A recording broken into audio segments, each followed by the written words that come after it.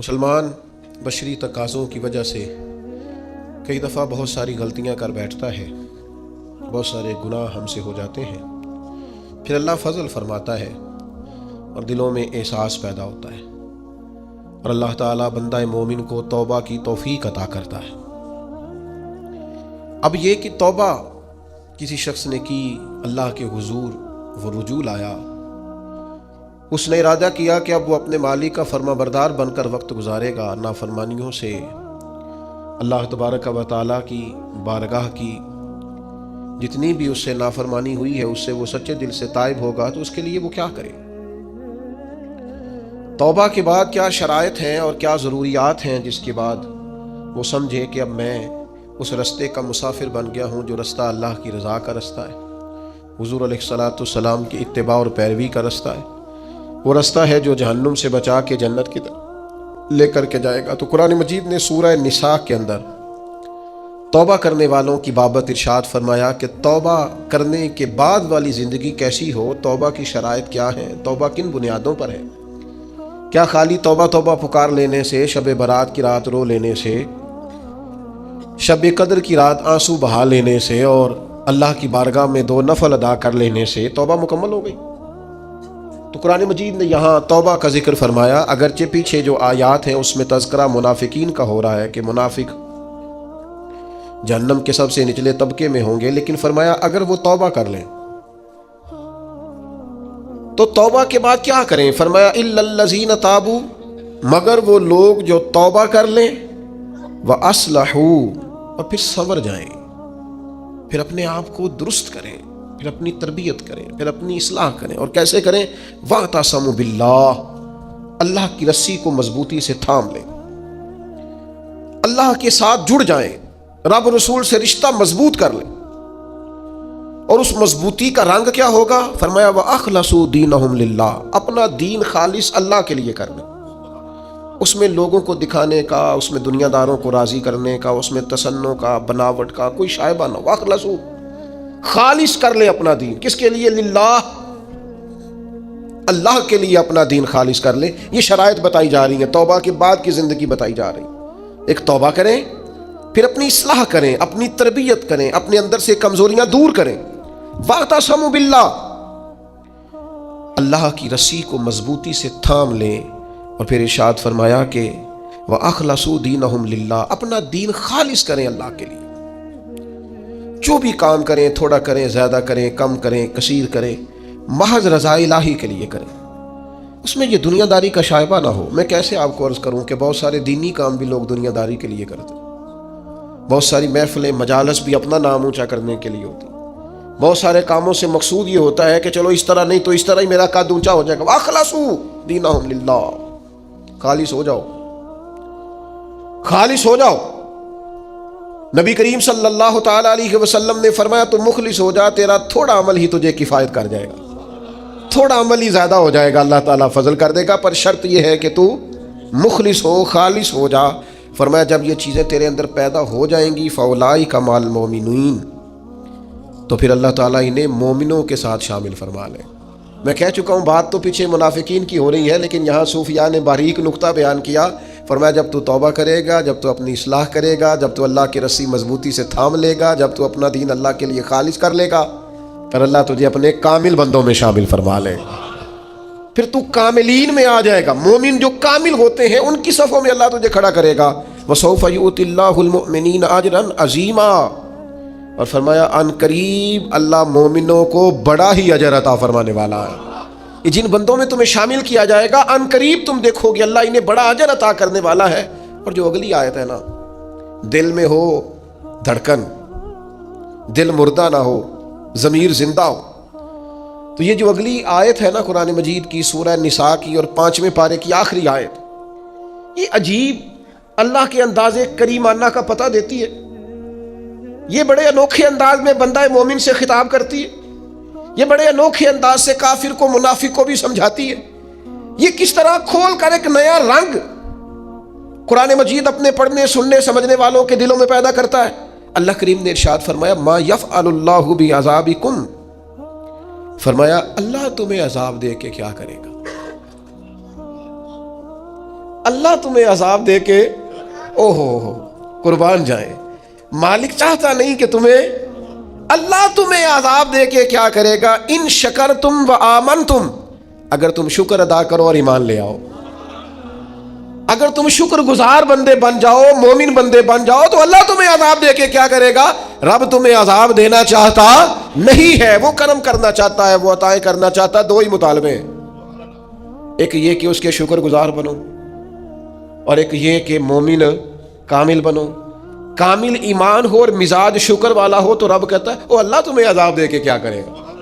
اس کی رضا نہیں ہے کہ تم چھلانگیں لگاتے ہو، عذاب کی طرف بڑھتے ہو۔ پوچھ لے ویسے دائیں بائیں کسی سے، پوچھ لے ویسے اپنے آپ سے کہ دل شاکر ہے، اللہ کی رضا پہ راضی ہے؟ جہاں مالک نے رکھا ہوا ہے وہاں لوگ خوش ہیں۔ ہمارے مزاجوں سے تو حل میں مزید کی طلب ہی نہیں جاتی، یہ کوئی نہیں، وہ کوئی نہیں، یہاں پریشانی، وہاں دکھ، یہاں آزمائش، ہر وقت کے شکوے، ہر وقت کی پریشانیاں، ہر وقت کی آزمائشیں ہم نے اوڑھ رکھی ہیں۔ فرمایا اللہ تمہیں عذاب دے کے کیا کرے گا؟ اگر تم شکر کرو، اگر تم ایمان لاؤ۔ اور مزے کی بات دیکھو، شکر اتنی بڑی نعمت ہے کہ ایمان کا ذکر بظاہر بعد میں کیا، شکر کا پہلے کیا۔ اور یہاں علماء نے لکھا ہے کامل مومن بھی وہی ہوتا ہے جو رب کا شکر گزار ہوتا ہے، جس کے مزاج میں شکر کوئی نہیں نا، اس کو ایمان کی وہ خاص لذت بھی نصیب نہیں ہوتی۔ اور آگے پتہ کیا ارشاد فرما، وہ تمہیں عذاب دے کے کیا کرے گا؟ اگر تم شکر کرو اور ایمان لے آؤ، وَقَانَ اللَّهُ شَاكِرًا عَلِيمًا، اللہ تو قدر کرنے والا ہے، اللہ تو قدردان ہے، اللہ تعالیٰ تو صلہ دینے والا ہے، اور علیما وہ جاننے والا ہے تمہارے دلوں میں کیا ہے۔ تم اگر شکر کر لو، تم اگر ایمان لے آؤ تو اللہ تمہیں عذاب دے کے۔ ہمارا پتہ مزاج کیا ہے؟ ہماری طبیعت سے ناشکری نہیں جاتی، ہمارے مزاجوں میں ایک بات پیدا ہو گئی ہے کہ میں دکھی ہوں، فلانا مجھ سے بڑا اچھا ہے، اس نے ہمیں مضطرب کر دیا ہے، بے چین کر دیا ہے۔ دکھ ہے کیا؟ دکھ ہے کیا؟ درویش کہتے ہیں دکھ یہی ہے، تیری مرضی اور ہے، رب کی مرضی اور ہے۔ جب تیری اور رب کی مرضی ایک ہو جائے پھر دکھ ہوتا ہی کوئی نہیں، پھر سکھ ہی سکھ ہے۔ جہاں رب رکھے تو شکر گزار ہو جا تو سکھی ہے۔ دکھ یہ ہے کہ تو کہتا ہے جو اللہ نے کیا ہے شاید معاذ اللہ وہ ٹھیک یہ ہونا چاہیے تھا۔ یاد رکھنے کی بات ہے، سمجھ لیں اس کو، توبہ کے بعد جو اپنی زندگی ہے اس کو کس طرح گزارنا ہے اسے سمجھیں۔ آ گئی شب برات، ساری رات روئیں گے مسلمان، پھر کیا بدل جائیں گے؟ پھر سویرے جھوٹ ختم ہوگا معاشرے سے، لاکھوں جو اکٹھے ہو کے ایک جگہ پہ توبہ کریں گے تو کیا پھر ملاوٹیں ختم ہو جائیں گی، رشوتیں ختم ہو جائیں گی، بددیانتیاں ختم ہو جائیں گی، ماں باپ کی نافرمانیاں ختم ہو جائیں گی؟ کیا معنی ہے رونے کا؟ توبہ کا معنی کیا ہے؟ او بھائی مزاج کو سمجھیں، دین کی حقیقت کو سمجھیں۔ توبہ جب آپ کریں گے تو اس کے لیے ضروریات کیا ہے؟ سب سے پہلی بات تو یہ ہے کہ توبہ کرنے کے لیے ندامت کی ضرورت ہوتی ہے۔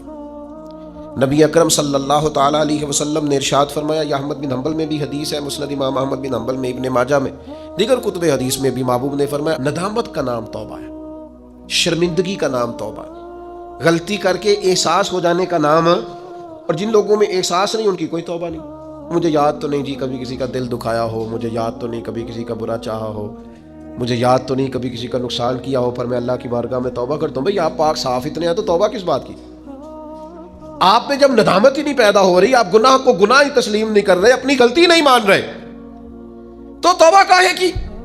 تو توبہ کرنے سے پہلے احساس پیدا کرنا، ندامت پیدا کرنا، شرمندگی دل میں پیدا ہونا، یہ تو پہلی سیڑھی ہے۔ اور اگر یہ سیڑھی حاصل نہیں ہے تو پھر توبہ انسان کو میسر آ سکتی۔ حضرت عمر فاروق رضی اللہ تعالیٰ عنہ ارشاد فرمایا کرتے تھے، جو لوگ زیادہ کثرت سے توبہ کرنے والے ہیں، استغفار کرنے والے ہیں، ان کے پاس بیٹھا کرو، ان کے دل نرم ہوتے ہیں، ان کی صحبت اختیار کیا کرو، مزاج کے نرم ہوتے۔ کیوں؟ کہ ان کے اندر احساس ہوتا ہے ہم سے غلطی ہو گئی، انہیں خیال آتا ہے۔ آج ہمارا سب سے بڑا مسئلہ یہ ہے کہ ہمیں احساس ہی نہیں اپنی غلطیوں کا۔ مومن کی شان یہ ہے کہ وہ رائی کے دانے کے برابر کبھی غلطی کرے تو اسے پہاڑ محسوس ہوتی ہے، اوہ مجھ سے تو بڑا گناہ ہو گیا۔ اور منافق کی علامت یہ ہوتی ہے کہ پہاڑ کے برابر گناہ کرتا ہے تو رائی سمجھتا ہے، کہتا کچھ بھی نہیں، ساری دنیا نہیں کرتی، پھر کیا ہو گیا؟ ہو جاتا ہے انسان نہیں۔ مومن ڈرتا ہے، احساس ندامت ہر وقت اسے بے چین رکھتا ہے۔ اللہ کے بندے ہمیشہ ندامت کے ساتھ رہتے ہیں۔ دلوں میں احساس تو پیدا کرے، طبیعت تو ہو یار کہ مجھ سے غلطی ہوئی ہے، سیدہ عائشہ صدیقہ فرماتی ہیں حضور نے فرمایا جو بندہ اعتراف کرتا ہے نا مالک مجھ سے غلطی ہو گئی، اعتراف گناہ کر کے معافی مانگتا ہے، تاب اللہ علیہ، اللہ اس کی توبہ کو قبول فرما لیتا ہے۔ اعتراف ہی نہیں، ہم نے جرم کیا ہی کوئی نہیں، ہمارے اندر کوئی غلطی ہے ہی نہیں سرے سے، جب ہم یہ ماننے کو تیار نہیں تو پھر مجھے بتائیے مانا کیا ہوا؟ اور دوسری بات قرآن نے کہی وَأَصْلَحُوا، پھر وہ اپنی اصلاح بھی کرے، پھر گناہ چھوڑ دے جس سے توبہ کی ہے، پھر دوبارہ اس خطا کے پاس نہ جائے، پکا ارادہ تو کرے کہ آج کے بعد دوبارہ یہ جرم نہیں کرنا، لیکن توبہ بھی خوب کی، شب برات کی ساری رات روئے، عمرہ بھی بہت کثرت سے کیا، وہاں جا کے بھی بڑی معافیاں مانگی، لیکن واپس آ کے وہ گناہ چھوڑا ہی نہیں، وہ جس غلطی کی توبہ کی تھی اس کی اصلاح ہی نہیں کی، اپنے آپ کو بدلا ہی نہیں۔ تو بھائی بچہ چھٹیاں کر کے آتا ہے، استاد کہتا ہے میں تمہیں کلاس میں نہیں رکھوں گا، یہاں سے نکل جاؤ، تو وہ طالب علم کہتا ہے کہ استاد جی آئندہ چھٹی نہیں کروں گا، آئندہ چھٹی مجھے معاف کر دیں، میں آئندہ غیر حاضری۔ یہ کیا ہے؟ یہ اس کی توبہ ہے۔ اگر وہ کہے کہ جناب آپ معاف بھی کر دیں پر اگلے ہفتے 2 چھٹیاں میں نے دوبارہ بھی کرنی ہے، تو استاد رکھ لے گا؟ تو اسے کہیں گے تو فارغ ہے۔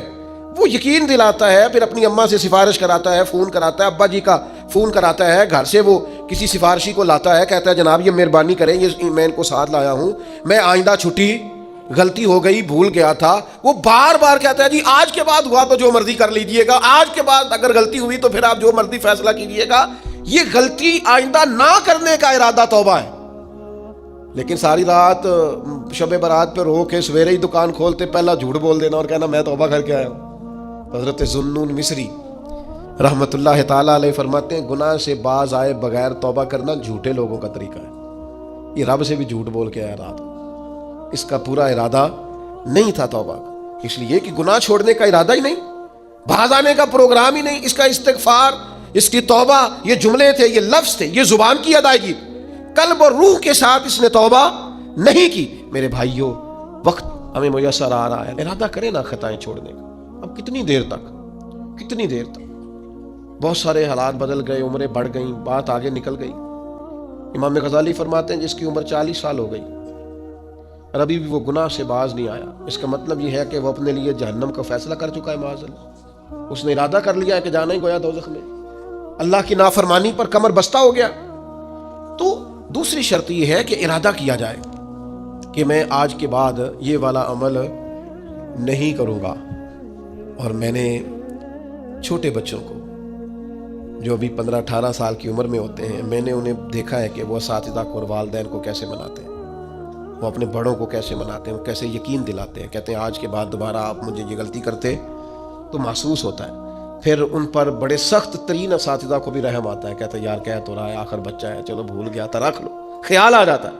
تو جب تک یہ کیفیت پیدا نہیں ہوتی اتنی دیر تک شب برات کی شام ہاتھ اٹھانے کا مقصد سمجھ میں نہیں آتا، دعا مانگنے کا مقصد سمجھ میں، آپ نے پختہ ارادہ ہی نہیں کیا۔ ابھی تیسری بات توبہ کے مسئلے میں ہمارے علماء نے یہ لکھی ہے کہ گناہ جس طرح لوگ ڈٹ کے کرتے ہیں اور ڈھٹائی سے کرتے ہیں، تو توبہ والے معاملے میں بندے کو ذرا ڈٹنا چاہیے، کچھ دن اسے پریکٹس تو کرنی چاہیے، جدوجہد تو کرنی چاہیے، کوشش تو کرنی چاہیے۔ اللہ کہتا ہے تو ہمت کر، رب تیری مدد فرمائے۔ ان الذین قالوا ربنا اللہ ثم استقاموا تتنزل علیہم الملائکہ، جو کہے گا اللہ میرا رب ہے پھر ڈٹ جائے گا، اس کی مدد کے لیے اللہ فرشتے بھی نازل فرما دے گا۔ استقامت کا تھوڑا مزاج ہو، تھوڑی طبیعت ہو کہ ہم نے استقامت اختیار کرنی ہے، ڈٹنا ہے تھوڑا توبہ کے بعد، تھوڑا ارادہ کرنا ہے کہ یار نہیں اب میں نے اس طرف نہیں جانا، اب میرا ارادہ بدل گیا، اب میں نے یہ کام۔ ایک صحابی تھے تو فرماتے ہیں کہ میں توبہ کرنے سے پہلے ایک خاتون کے ہاں آیا جایا کرتا تھا، پھر اللہ نے مجھے توفیق دی، میں توبہ کر گیا اور کلمہ پڑھ گیا، اور جب میں حضور کی بارگاہ سے ہو کے واپس آ رہا تھا تو وہ رستے میں مجھے آوازیں دے رہی تھی، لیکن جب میں نظریں جھکا کے اس کے پاس سے گزر گیا تو مجھے کہنے لگی تم وہی نہیں ہو؟ تو میں نے کہا نہیں، اب تو میں توبہ کر کے آیا، اب تو میں اللہ کا بندہ بن کے آیا۔ حضرت حبیب اجمی رحمت اللہ تعالیٰ علیہ، اللہ نے مجھے توفیق دی، میں ان کے مزار پہ بھی حاضر ہوا، بغداد معلیٰ میں ان کا مزار ہے، اور میں ان کے نا قبر کی پیروں کی جانب کھڑے ہو کے نا تو ان کے کچھ اقوال ان کو سنا رہا تھا، حضرت حبیب اجمی رحمت اللہ علیہ سود کا کام کرتے تھے، دعا کریں اللہ ہم سب کو محفوظ کرے، آمین تو کہیں اللہ ہم سب کو۔ اب لوگوں نے بغلوں میں فتوے بھی رکھ لیے ہیں۔ کل پرسوں میرے پاس ایک صاحب فتویٰ لے کے آئے، فلانے مولانا صاحب نے کہا فلانی بینک کا سیونگ اکاؤنٹ بھی ٹھیک ہے، یہ میری بغل میں فتویٰ ہے تو یہ آپ پڑھ لیں۔ میں کیا تو مینو کو پوچھنا ہے جی تو تیرے کو فتویٰ جو ہے، ایک بندے کو فتویٰ مل گیا ہے اور اس نے پکڑا ہوا ہے بغل میں ہے، میرے پاس کیوں آیا ہے؟ کہنے لگا جی آپ کیا کہہ رہے ہیں؟ میں کیا تو تاں آیا ہے، تو مطمئن نہیں مولوی دی گل تے، اگر تو مطمئن ہوتا تو تصدیق کرنے، تو یہ تو مطمئن نہیں ہے نا، اس کا مطلب ہے کہ بات کے اندر شک ہے، اس گل وچ رولا ہے۔ تو میں کیا رولے والی گل چنگی، تو میں کیا فتویٰ دوبارہ لپیٹ کے جیب چ پا، تو دس سیونگ اکاؤنٹ ٹھیک ہوندا ہے؟ کہندا جی سمجھ نہیں آئی تاں تے آیا۔ میں کہا بس ٹھیک ہے، تینوں پھر سمجھ آ گئی ہے، جیڑی سمجھ نہیں نہ آئی ہے تو مطلب یہ سمجھ آ گئی، یہ سمجھ لے آپ چھوڑیں۔ میں کسی کا نام نہیں لیتا، کوئی بات نہیں کرتا، میں آپ کو بخاری کی حدیث سناتا ہوں، نبی پاک علیہ السلام نے فرمایا ایک حلال ہے وہ بھی واضح، ایک حرام ہے وہ بھی واضح ہے، ایک میں شک ہے کہ پتہ نہیں حلال ہے کہ پتہ نہیں حرام ہے۔ میرے کریم محبوب نے فرمایا تم نے شک والی چیز سے بھی بچنا ہے، شک سے بھی تم نے بچنا ہے، اس لیے کہ مسلمان طیب اور طاہر کا قائل ہوتا ہے، وہ پاکیزہ مزاج ہوتا ہے، پاکیزگی کا قائل ہوتا ہے۔ بھائیو یہ بچیں، یہ رزق حرام اتنا نقصان کرتا ہے کہ انسان کا اللہ سے رشتہ کمزور کر دیتا ہے۔ لقمہ حرام سے پوری پرہیز، پوری زہر کی طرح اس سے پرہیز کریں، تیزاب کی طرح اس سے بچیں، تب جا کے انسان کی روحانی زندگی کچھ آگے بڑھنی شروع ہوتی ہے۔ توبہ سچی، اخلاص والی، سنورنے والی اور استقامت والی کہ میں نے پھر دوبارہ یہ عمل نہیں کرنا، اور عادتیں بدل جایا کرتی ہیں، عادتیں بدل، عادی تھے لوگ شراب کے، پر حضور نے فرمایا حرام ہے، اور پھر دوبارہ کوئی قریب بالکل جن چیزوں کی 100% کوئی منع کرنے والا نہیں تھا ان کو اشاروں سے منع کیا میرے نبی پاک۔ تو یہ بندہ مومن کی شان ہوتی ہے، پھر وہ اتنے پکے ہوئے کہ دوبارہ ان چیزوں کے قریب تو توبہ کریں، لیکن پھر اس پر ڈٹیں۔ اور تیسری بات یہ ہے کہ اصلاح احوال کریں، توبہ کے بعد اپنی اصلاح کریں، اپنی تربیت کریں، اپنے اوپر توجہ دیں۔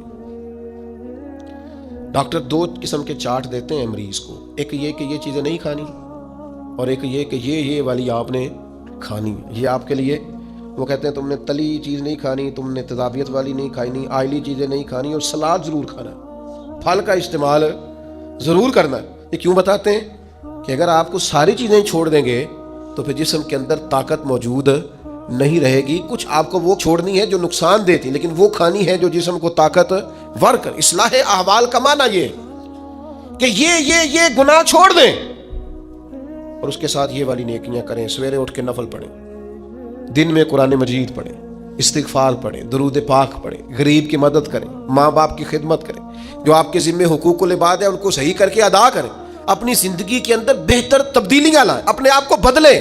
اور نوجوانوں سے کہوں گا سونا ذرا کام کریں، آرام پسندی اور وجود کی آرام طلبی سے بعد آپ ضائع ہو جائیں گے، تھوڑی مشقت کریں، تھوڑا کم سونے کا مزاج بنائیں، کم کھانے کا مزاج بنائیں، کم بولنے کا مزاج بنائیں۔ اصلاح احوال کے لیے ضروری ہے کہ ہم تھوڑی سی لذات کو ایک ایک کر کے کم کرنا شروع کریں تاکہ ہماری روحانی زندگی مضبوط ہونے لگے۔ پھر میرے بھائیوں، توبہ کے لیے ایک بڑا لازمی اور بڑا اہم اور بڑا بنیادی نقطہ یہ ہے کہ کچھ کام ایسے ہوتے ہیں جو اس نقطے کے بغیر ہو ہی نہیں سکتے۔ وہ نقطہ کیا ہے؟ وَاعْتَصِمُوا بِاللَّهِ، اللہ کے ساتھ تعلق کو مضبوط کریں، اللہ کے ساتھ تعلق کو۔ حضرت رابعہ بصریہ فرماتی تھی میرے دل میں خیال، مجھے پتہ چل جاتا ہے کہ میرا رب مجھ سے راضی ہے کہ ناراض۔ نے کہا آپ کو کیسے پتہ چلتا ہے؟ فرمایا جب سویرے مجھے توفیق دیتا ہے نا اٹھ کے مصلی بچھا لے تو میں سمجھ جاتی ہوں آج بڑا راضی ہے، اور جب میں جاگ بھی رہی ہوں اور پھر بھی میری نماز رہ جائے تو لگتا ہے کہ وہ ناراض ہو گیا ہے۔ بے توفیقی سے بڑی انسان کے لیے محرومی کوئی نہیں ہوتی۔ اللہ تعالیٰ جب کسی سے ناراض ہوتا ہے تو بازو کا سرمایہ نہیں چھینتا، سجدوں کی لذت لے جاتا ہے۔ لوگوں کے پاس ہر چیز ہوتی ہے لیکن بندگی کا موقع نہیں ہوتا۔ وَاعْتَصِمُوا بِاللَّهِ، سب کے لیے ٹائم ہو، اور اگر بندے کے پاس سجدہ کرنے کو ٹائم ہی نہ ہو، دیر تک دعا مانگنے کو ٹائم ہی نہ ہو۔ ایک دن بیمار نہیں ہوئی حضرت رابعہ بصریہ تو کہنے لگی مالک تو ناراض تو نہیں ہو گیا؟ تو مجھے بیمار کرتا ہے تو میں تجھے یاد بڑا کرتی ہوں۔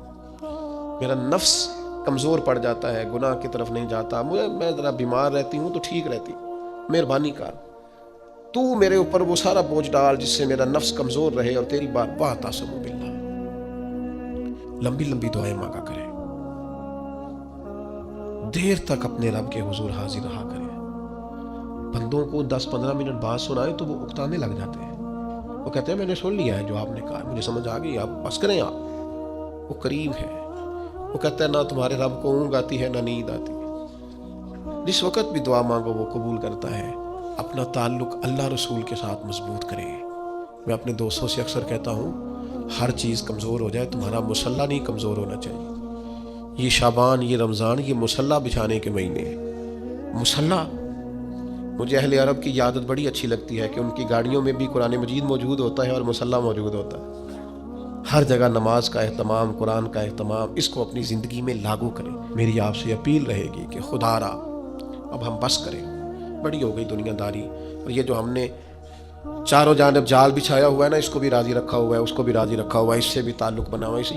یہ بڑا کمزور جال ہے، 1 منٹ میں ٹوٹ جائے گا. لوگ کوئی نہیں لمبا چلتے کسی کے ساتھ، آرزویں بدل جاتی ہیں، تعلقات بدل جاتے ہیں، کچھ بھی نہیں ہوتا، کوئی نہیں لمبا چلتی. میں ایک جگہ بیان کرنے کے لیے گیا تو میں رو پڑا. انہوں نے مجھے ایک مشہور خطیب کا بتایا کہ ہمارے پاس وہ ہر سال آیا کرتے تھے. تو میں نے کہا کیوں نہیں آتے؟ کہنے لگے وہ بیمار ہو گئے. میں نے کہا دوبارہ کبھی پتہ لینے گئے ہو کرنے؟ اور میں نے کہا بیچارہ بیمار ہوا ہے، تم نے تو زندگی میں ہی چھوڑ دیا، مرنے کے بعد کیا حال ہو.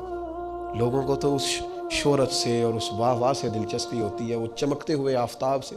کبھی سورج ڈوب جائے تو کوئی یاد کرتا ہے اسے، کبھی چاند چلا جائے تو کوئی یاد کرتا ہے. او پئیاں دس دیاں قبراں جنہاں تے پھول پے، ادھروں کوئی نہیں جی آمدہ تے ادھروں لکھاں گئے. ایک بزرگ اپنے بیٹے کے ساتھ قبرستان گئے تو ایک پرانی قبر پہ بیٹھ کے رونا شروع کر دیا. پرانی قبر تھی، ٹوٹی ہوئی تھی. کہنے لگا ابا جی کیا ہوا، آپ کیوں رو رہے ہیں؟ تو بزرگ تھے نا، اہل معرفت میں سے تھے.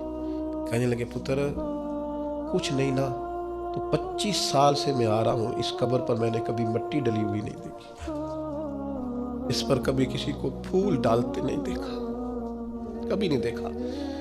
کوئی اس قبر کے پیروں کی جانب کھڑا ہو کے فاتحہ پڑھ رہا، کبھی نہیں دیکھا کوئی یہاں آیا ہو. تو لوگ تو کہنے لگے 20-25 سال تو مجھے بیت گئے. ان کا بیٹا مجھے بتانے لگا کہ ابا جی بڑا روئے. والد صاحب کہنے لگے کہ پتہ نہیں ہمارے ساتھ کیا ہونے والا ہے، آتے ہی نہیں لوگ، بھول گئے. آپ چلے جائیں قبرستان میں، کئی قبریں شکوہ کریں گی کہ کوئی نہیں آیا. زمانہ بر مزار ماں غریباں، یہ جہانگیر کی قبر پہ لکھا ہے کہ میں غریب ہوں، میری قبر پہ تو بلبل بھی کوئی نہیں آتی. کوئی بلبل ہی گیت سنا جائے آ کے، کوئی پروانہ ہی نہیں آتا. لیکن بادشاہاں نہ امیراں دے، دیوے بل دے صدا فقیراں دے. وہ حضرت پیر میر علی شاہ پاک پتن گئے تو نعرے بڑے لگ رہے تھے بابا صاحب کے. تو کہا یہ کیا ہے؟ فرمایا قرآن سچا ہو رہا ہے. رب نے کہا تھا فاذکرونی اذکرکم، مجھے یاد کرنا میں تمہیں یاد کروں. فرید نے ساری زندگی اللہ اللہ کی ہے، اب دنیا دیکھو ان کو یاد کر رہی. تو میرے بھائیوں، ہم نے توبہ کرنی ہے، لیکن پھر سنورنا ہے، پھر اخلاص پیدا کرنا ہے، پھر اللہ سے جڑنا ہے، پھر اپنے معاملات کو درست کرنا ہے. اللہ تعالی ہمیں سمجھنے کی توفیق دے.